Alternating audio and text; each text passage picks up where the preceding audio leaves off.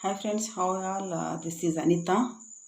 ఒక 2 days నుండి social మీడియాలో జరుగుతున్న రచ్చం చూస్తుంటే అసలు ఎటు వెళ్ళిపోతున్నాం ఏంటని అనిపిస్తుంది. ఒకరేమో మా బాడీ, మా డ్రెస్సెస్, మా ఇష్టం అంటారు. ఇంకొకరేమో ఏదో చెప్పపోయి ఏదో వర్డ్స్ యూజ్ చేస్తారు.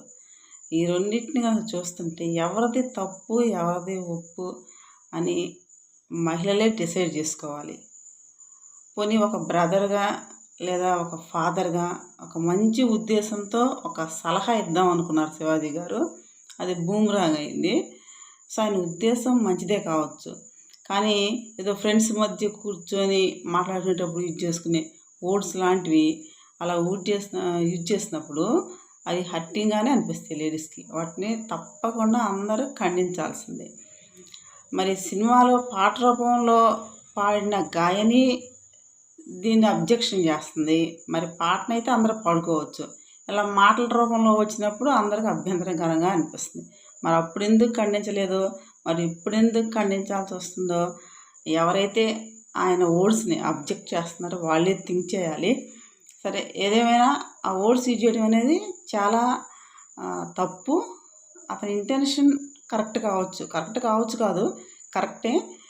బట్ మాట్లాడే మన పబ్లిక్ ప్లేస్లో ఉన్నాము, ఎలా ఆచితూచి మాట్లాడాలనేటువంటి కామన్ సెన్స్ అనేది చాలా అవసరము. అది అక్కడ మిస్ చేసుకున్నారు శివాజీ గారు.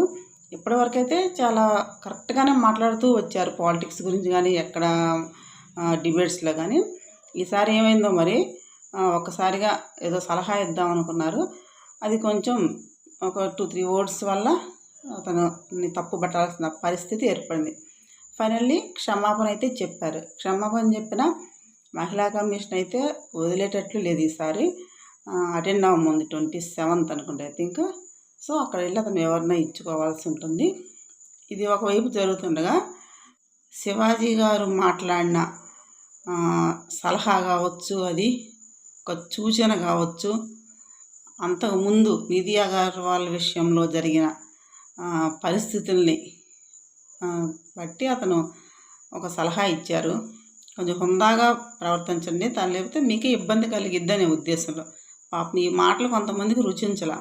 ఎందుకంటే ఇటీవల కాలంలో ఒక రకంగా బరి తెగించి అనొచ్చు.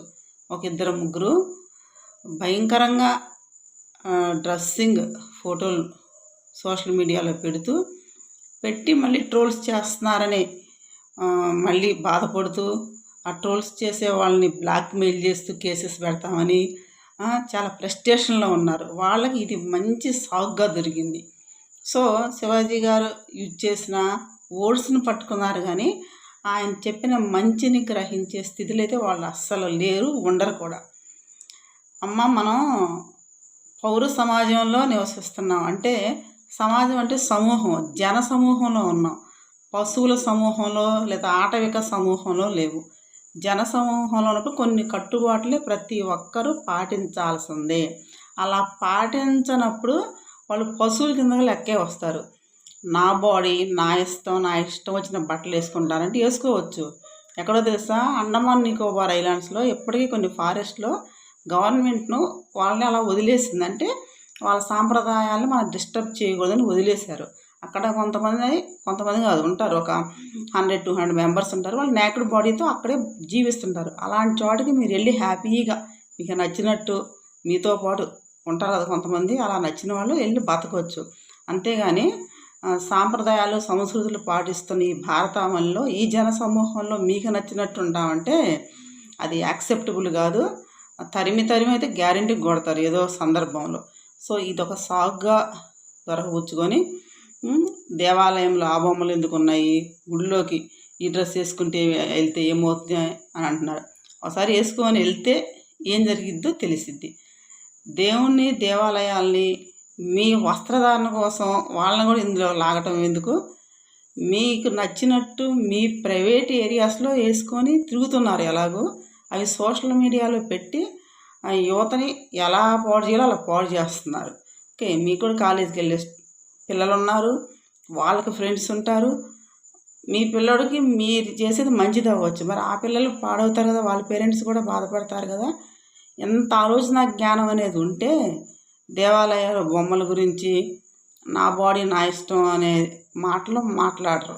ఎందుకంటే వాళ్ళు అజ్ఞానులే అంటారు. జ్ఞానం ఉన్న వాళ్ళు ఎవ్వరు కూడా నీ బాడీ నీ ఇష్టమే వేసుకోవచ్చు, కానీ మీ ఇంట్లో వేసుకోవచ్చు, నువ్వు వెళ్ళే ప్రైవేట్ ఫంక్షన్స్కి వేసుకోవచ్చు. బయటికి వెళ్ళి వేసుకొని నన్ను చూస్తే మీకు కిక్కేం రావట్లేదా ఇలాంటి వర్డ్స్ మాట్లాడే వాళ్ళని మహిళలు అనటానికి కూడా మహిళలు కూడా సిగ్గుపడాల్సిందే. ఏం చేస్తాం, కర్మ. ఓకే, అంతకుముందు వాంప్ క్యారెక్టర్స్ వాంప్సే వేసేవాళ్ళు. ఇప్పుడు హీరోయిన్స్ మేమే వేస్తామని చెప్పేసి వాళ్ళకున్న ఉపాధిని కూడా లాగేసుకున్నారు. అది సరిపోనట్టు ఈ షాపింగ్ మాల్స్ ఓపెనింగ్ పేరుతో ఇష్టమైన బట్టలు వేసుకొని ఆ రోడ్ల మీద జనాలు మరి మీద పడక ఏం చేస్తారు, ఇందరగా వేసుకోవాల్సిన బట్టల్ని అవుట్ సైడ్ వేసుకుంటా ఆ రకంగా తిరుగుతున్నారు. ఇంకా అనక ఏమంటారు, మీద పడక ఏం చేస్తారు. మొన్న ఆ పరిస్థితిలో ఆ అమ్మాయికి అది ఏమన్నా జారిపోయింటే పరిస్థితి ఏంటి, సూసైడ్ చేసుకోవాల్సిన స్థితి వస్తుంది. అలాంటివి ఏమి గుర్తురాదు. అలాంటిది ఏదైనా జరిగితేనే గుర్తు వస్తుంది. సో ఆ సిట్యుయేషన్ చూసి శివాజీ గారు కొంచెం వస్త్రధారణ విషయంలో జాగ్రత్తగా ఉండండి అని ఒక సలహా ఇచ్చారు. అది కూడా ఎంతో అందంగా ప్రకృతితో పోల్చారు ఆడవాళ్ళ అందాన్ని. దానికి ఇంకా గర్వించాలి, సంతోషించాలి. సరే, ఆ క్రమంలో రాంగ్ వర్డ్స్ అయితే యూజ్ చేశారు. ఆ రాంగ్ వర్డ్స్ అని ఇటీవల కాలంలో బాగా ట్రెండ్ అవుతున్నాయి. అప్పుడు ఎవరికి నోరు మెదపలేదు ఎవరు. ఇప్పుడు శివాజీ గారు మంచి బట్టలు కట్టుకోండి అనే క్రమంలో యూజ్ చేసినందుకు చాలా బాధపడిపోయి మహిళా సంఘానికి కంప్లైంట్ ఇచ్చుకున్నారు. సరే, మహిళా కమిషన్ ఏం నిర్ణయం తీసుకుంటుందో, ఇలాంటివన్నీ చాలా జరిగి ఉన్నాయి ఇంతకుముందు. సో అది అలా మాట్లాడటం కూడా చాలా తప్పు. మాట్లాడే క్రమంలో కొన్ని పదాలు అలవోకగా వస్తాయి, కానీ మన పొజిషన్ ఏంటి, మనం ఎక్కడ నుంచొని మాట్లాడుతున్నాము అనే దాన్ని దృష్టిలో పెట్టుకొని మన పదాలని ఉపయోగించాల్సిన అవసరం ఉంటుంది. ఆ విషయంలో శివాజీ గారు అయితే ఫీల్ అయ్యారు. దాన్ని అందరూ ఖండిస్తూనే ఉన్నారు. దయచేసి ఎప్పటికైనా హీరోయిన్స్ ఎవ్వరూ కూడా ఈ విషయం మీద మాట్లాడాల. వాళ్ళందరూ తెలుసు, వాళ్ళు మనీ కోసం కానివ్వండి, ప్రొడ్యూసర్స్ ప్రెజర్ మీద కానివ్వండి, అలాంటి వస్త్రధారణలో ఉంటారు. సమ్టైమ్స్ ఫంక్షన్స్ కూడా వేసుకెళ్తుంటారు. దాన్ని ఇంకా మీరు సమర్థించుకోకుండా తప్పనిసరి పరిస్థితుల్లో వేసుకుంటున్నాము అన్న ఫీలింగ్లో ఉన్న వాళ్ళు ఎవరు మాట్లాడరు. సమర్థించుకుంటున్నారంటే వాళ్ళు వదిలేస్తే రోడ్ల మీద కూడా వాటితో అయితే తిరుగుతారు. ఆల్మోస్ట్ కొంతమంది తిరుగుతున్నారు. జెంట్స్ ఎవరన్నా మీలాగా వేసుకొని అభ్యంతరకరంగా రోడ్ల మీద తిరిగితే పోలీసులు బొక్కలు దోస్తారు. మరి లేడీస్ని ఎందుకు వదిలిపెడుతున్నారు? ఎవరో ఒకరికి అలాంటిది విధిస్తే కానీ ఇలా ట్రెండింగ్ అని చెప్పి ఫోటోలు పెట్టే వాళ్ళకి, వితండవాదం చేసే వాళ్ళకి బుద్ధి వస్తుంది. స్వేచ్ఛ పేరుతో మా ఇష్టం వచ్చినట్టు వస్త్రధారణతో తిరుగుతామంటే సమాజం ఒప్పుకోదు. స్వేచ్ఛ అంటే వస్త్రధారణలో కాదమ్మా, మీ స్వేచ్ఛని బహిర్గతం చేయటం. ఇంట్లో ఉన్నప్పుడు అమ్మాయికి అబ్బాయికి భేదం లేకుండా ఆడపిల్లలని స్వేచ్ఛగా బ్రతకనివ్వడం, చదువు చెప్పించడంలో స్వేచ్ఛనివ్వడం, వాళ్ళ వివాహ సమయంలో వాళ్ళ అంగీకారాన్ని తెలిపే స్వేచ్ఛనివ్వడం స్వేచ్ఛ అంటే. ఉద్యోగ అవకాశాల్లో సమాన అవకాశాలు ఇవ్వడం స్వేచ్ఛ. ఓకే, ఏ రంగంలో అయినా మహిళలకు కూడా సమ ప్రాధాన్యత ఇవ్వడమే స్వేచ్ఛ. ఇవి స్వేచ్ఛ కిందకు వస్తాయి. కానీ వస్త్రధారణలో స్వేచ్ఛ అంటే కంఫర్ట్, సంస్కృతి సాంప్రదాయాలు, సమాజం గౌరవించే విధానమే స్వేచ్ఛ అక్కడ. అంతేగాని నా శరీరం నా బట్టలు మేము ఏం వేసుకోవాలో మీరు చెప్తారంటే ఎవ్వరు చెప్పరు మీరు ఏం వేసుకోవాలో. నీ శరీరమే చెప్పేసి ఇప్పేసి ఊరి మీద తిరుగుతానంటే సమాజం ఒప్పుకోదు. ఏ దేశం కూడా వాళ్ళ సంస్కృతి సాంప్రదాయాలకి కొన్ని కట్టుబాట్లు ఉంటాయి. వాటి పరిధిలోనే అక్కడి ప్రజలు బ్రతకాల్సిన అవసరం ఉంటుంది. మన భారతదేశానికి సంస్కృతి సాంప్రదాయాలు వస్త్రాలకి ప్రపంచంలోనే గుర్తింపు ఉంది. అలాంటి గుర్తింపుని ఇటీవల కాలంలో మహా అయితే ఒక 4-5 ఇయర్స్ నుంచి యాంకర్స్ దగ్గర నుంచి, ఎస్పెషల్లీ ఈ తెలుగు వాళ్ళే అనిపిస్తుంది నాకైతే, హిందీ వాళ్ళని తగ్గారనిపిస్తుంది. ఈ తెలుగు వాళ్ళు మరీ విచ్చలవిడిగా, ఈవెన్ యాంకర్స్ కూడా పోనీ ఆ సినిమాలకు వెళ్ళి అవి చూడలేక ఆ సినిమాలకి వెళ్ళటం మానుకున్న వాళ్ళు కూడా సచ్చినట్టు ఇంట్లో టీవీ అన్నా చూడాలి కదా, ఆ టీవీ యాంకర్స్ కూడా అలాగే చేసుకుంటున్నారు. మరీ 2-3 అయితే భయంకరంగా. మరి అట్లా మీరు వేసుకుంటున్నప్పుడు దాన్ని ప్రోవోకర్కి ఏమంటారు, అలా రెచ్చగొట్టడం వల్లే కదా యువత పాడవుతుంది. వాళ్ళని ఎవరు చూడమన్నారంటే చూడక ఏం చేస్తారు, అన్నీ అందుబాటులో ఉన్నప్పుడు చూస్తారు. చూసినప్పుడే కదా ఇలాంటి అఘాయిత్యాలను జరుగుతుంది. ఇంతకుముందు ఇలా వేసుకునే వాళ్ళు కాదు కాబట్టి అప్పుడు ఆ క్రైమ్ రేట్ కూడా చాలా తక్కువ ఉంది. ఇప్పుడు ఇలాంటి వాళ్ళు వేసుకొని అన్నీ వాళ్ళకి ఫ్రీగా చూయించేస్తున్నారు కాబట్టి క్రైమ్ రేట్ కూడా పెరుగుతుంది. దీన్ని ఎవరూ కాదనలేని సత్యం. స్వేచ్ఛ పేరుతో విచ్చలవిడి వస్త్రధారణతో బహిరంగంగా తిరుగుతామంటే సమాజం హర్షించదు. శివాజీ గారి ఇంటెన్షన్ని అందరూ సమర్థించారే, మహా అయితే 0.1% వ్యతిరేకించవచ్చు. అది కూడా అతను యూజ్ చేసిన వర్డ్స్ అభ్యంతరకరంగా ఉన్నాయి కాబట్టి ఖండించారు. ఇంటెన్షన్ ఎవరూ తప్పుపట్టలేదు. అలాగే మహిళల వస్త్రధారణని మీరు ఇలానే వేసుకోండి, శారీస్లోనే కనిపించండి అని ఎవరో చెప్పరు. జీన్స్ అండ్ టీషర్ట్స్లో కూడా అందంగా డిగ్నిఫైడ్గా జాబ్ చేసుకునే వాళ్ళు ఉన్నారు, చుడీదార్స్లో జాబ్ చేసుకునే వాళ్ళు ఉన్నారు, ఇంట్లో ఉండేవాళ్ళు ఉన్నారు. అలాగే వాళ్ళకి కంఫర్ట్ ఉండేటట్టు కుటుంబం కానీ బయటకు వచ్చినప్పుడు సమాజం కానీ గౌరవించే వస్త్రధారణతో ఉండేవాళ్ళు ఉన్నారు. మీ ప్రొఫెషన్ బట్టి మీ ఇష్టమైన మీరు వేసుకోండి. ఎక్కడ మీ ప్రొఫెషన్లో మీరు పనిచేసే ప్రదేశంలో వేసుకోండి. మీరు వెళ్ళే ఆ రిచ్ పార్టీల్లో వేసుకోండి.